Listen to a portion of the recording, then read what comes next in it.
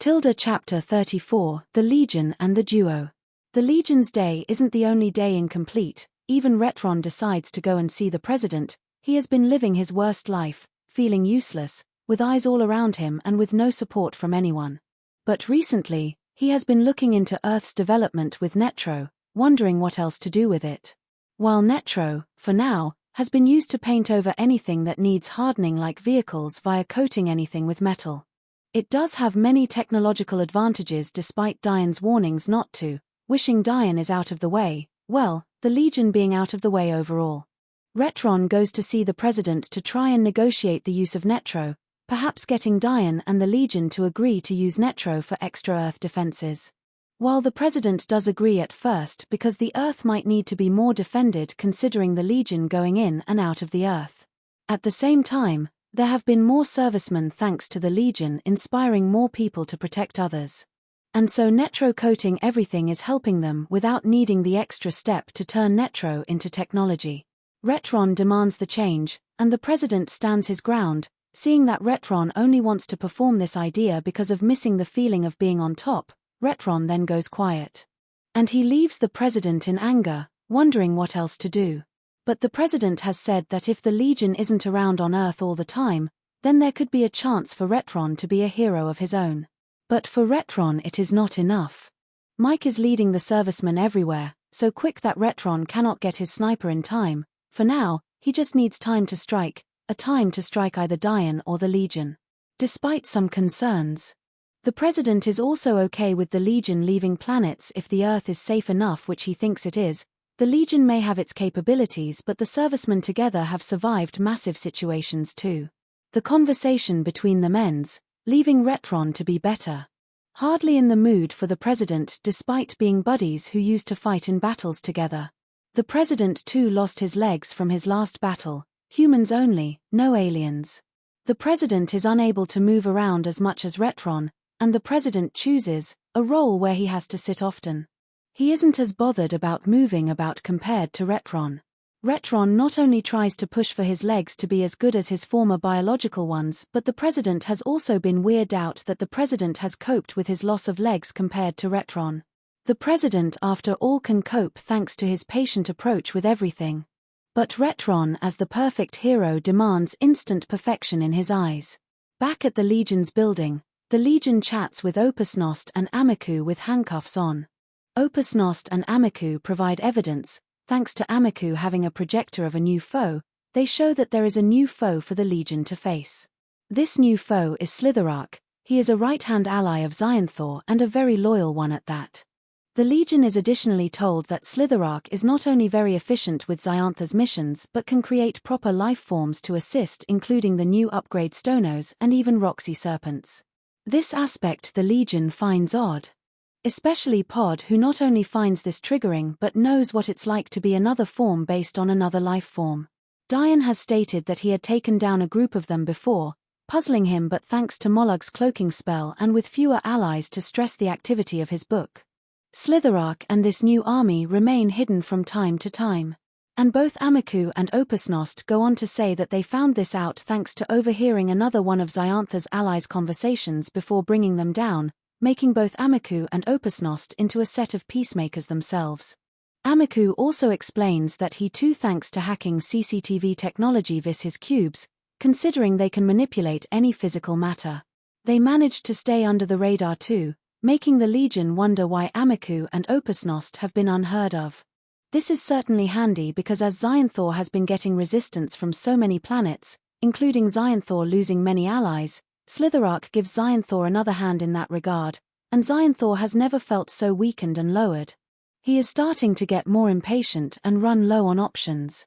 Amiku also states that Slitherark has another trick which will help Xyanthor win, and there is a storm that is currently building up on another planet, and it will be released between hours or a single day. Amiku claims that they don't know what planet, but they should be able to track it via energy tracking from one planet to the next, seeing which planet is charging up energy. While the Legion thought to stop the storm, they did, however, want to sort out the energy sources first. This building storm could be a trap. Even Opusnost or Amiku could lead the Haphazard Legion to a trap of their own, not building trust immediately. Nicole, however, sees another angle. They could be potential members once the Legion and the duo build up enough of a bond. Even then, the energy sources could be in danger if they aren't sorted out beforehand, meaning that Slitherark would have to be confronted after dropping the energy sources off. Opus Nost and Amiku eventually agree with an idea from Nicole, knowing the storm is to be released in a day. There is enough time to drop off each element, or at least attempt to. The Legion hasn't heard of this storm before, and Amiku states that the world is hidden well from any radar. Even Slitherark too has been able to hide from plain sight. The Legion has only heard rumors about him. There was the idea to split teams, but if there are going to be dangers as bad as Orpheon and Ozona, then they must stay united. While the threat of Slitherark is convincing from Amiku and Opus Nost, Nicole and Pod are keeping an open mind for what kind of beings they could be. Not fully applying trust yet despite the potential to bond.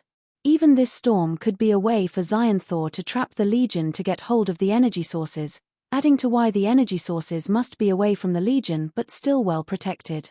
Even Pod asks why to get with the Legion if they could sort it out themselves. Amiku answers that as he and Opus Nost have also heard rumors about the Legion trying to get new members, then they have this chance to gain some new members and show the Legion that they can inspire anyone to join. Nicole has been asking one race to the next after all, and this has been a topic area other races have found interesting despite not having enough courage to join. Fighting against Xyanthor's goons on their turf is one thing. But aiding the protection of another planet or more is quite a stretch. Not to mention Slitherark and others like Xyanthor may require more teamwork, so there is safety in numbers. Arvin, however, is somewhat bothered by this too as it adds to the changes. But even Zami think this might be a good opportunity to make new friends. Once the new duo is aware of what kind of energy sources they are, they go and make their way on Opus Nost's ship, a ship which may be smaller but is quicker, and is called the Comet Front. A ship which has been Opus Nost's oldest friend. The Comet Front is a mixture of lime and jade green, the side and top fins however are a pale blue. The ship looks like your average rocket except it zooms horizontally not vertically, meaning it has a pointy front too. Zami sadly has to awesome a tone down at the Legion building. He will be missing the familiarity of his ship, but it's not all about him. Thanks to the planning from earlier, everyone has a good sleep, with Amiku and Opus Nost giving their room while security systems are up. They remain handcuffed, and they only get their cuffs removed once they get going, when possible, which could take place, where the Legion is more prepared. Arvin, however, didn't sleep immediately. Arvin shows Pod during the night that he is nervous about these new aliens. Alongside other changes, Pod not only understands how these changes have been making it difficult for him to consider that the added fame and priorities are taking attention away from the Morphils. As long as they have each other, they should be fine to settle with the Legion. But at the same time probably to strengthen their inner strength, but they both did sleep well in the end and became up and ready with the others, first thing in the morning. Going from Earth to their first destination was like any other space trip. Going through endless stars and rocks with a planet now and again, and the ship's speed generated light streams on either side of a vehicle's window to indicate the speed nearly reaching light. But despite that, it's smooth, making it a relaxing experience for anyone.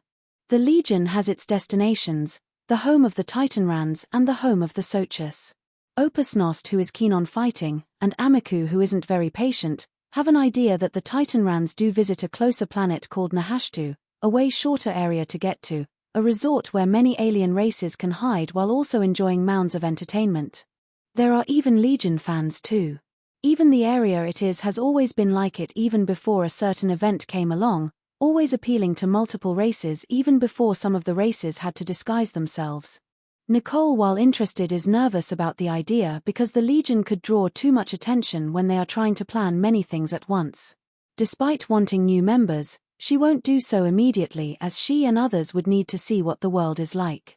But Opus Nost and Amiku tell them not to worry because as the world is trying to avoid trouble from Xyanthor, like many other worlds, everyone there wears a device that can turn them into any other race, a race that isn't targeted by Xyanthor. Races that do good without the need for combating or dominance. These devices mainly turn anyone into another race in a holographic way while making the holograms solid too. The Legion and duo arrive at Nahashtu. They land their ship around a spare spot. and Opusnost goes to fetch the devices. The Legion wonders about the payment for these devices, but Opusnost tells them not to worry about that too. Pod decides to follow Opusnost closely despite Amiku's objections, trying to tell Pod that Opusnost is grown up and can do it on his own. So far, the Legion and Duo are okay. Nicole is eager to get to know them, but Pod is not keen on either of them, especially after this. Opusnost goes to see the service that most would go to first, to get themselves a device. The cashier, who is familiar with Opusnost, tries to ask for payment once more, but Opusnost gets all fearsome, and so the cashier gives in. Pod comes in, however, to tell off Opusnost, snapping Opusnost out of the scary phase, and getting Opusnost to leave thanks for Pod's presence.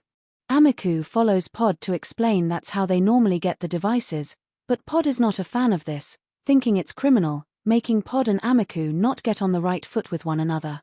Pod offers his payment of a whole heap of ice, to which the cashier is happy enough. Even this ice melts infinite water, which adds to the appeal. Pod asks why Opusnost does this, and it turns out that Amiku has been encouraging Opusnost to be more fearsome of others because of what the galaxies are like. Pod, however, counters this by talking about how things can only get better if everyone gets on and agrees with a significant level of peace. Acts like this will continue the problem.